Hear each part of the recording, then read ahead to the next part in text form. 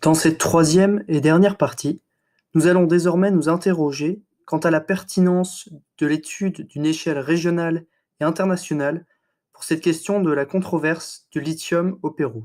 Dans un premier temps, penchons-nous sur l'étude de l'échelle régionale. À l'échelle régionale, le Pérou peut être vu comme un petit pays d'Amérique latine. En effet, ce pays montagneux compte 30 millions d'habitants, alors que l'Amérique latine compte 410 millions d'habitants environ, en excluant de ces chiffres la population du Mexique.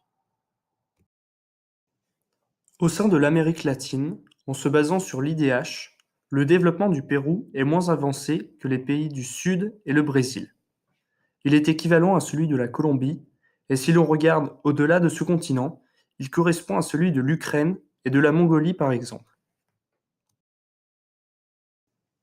Le Pérou peine à s'affirmer à l'échelle régionale face à des acteurs majeurs tels que le Brésil, l'Argentine et le Venezuela.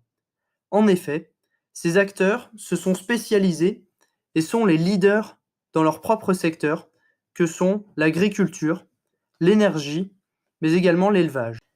Penchons-nous désormais sur l'étude de cette thématique à l'échelle internationale.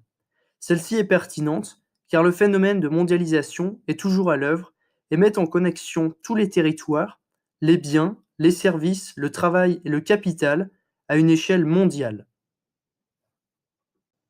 Bien que n'étant pas une périphérie au sein du processus de mondialisation, le Pérou n'en est assurément pas le centre. En effet, il est la 48e économie mondiale selon le FMI, et il représente un 350e du PIB mondial, ce qui souligne son poids faible à l'échelle mondiale. Depuis l'exploitation des premières mines d'argent au Pérou, le secteur minier a généré des richesses dans ce pays qui ont profité à leurs exploitants.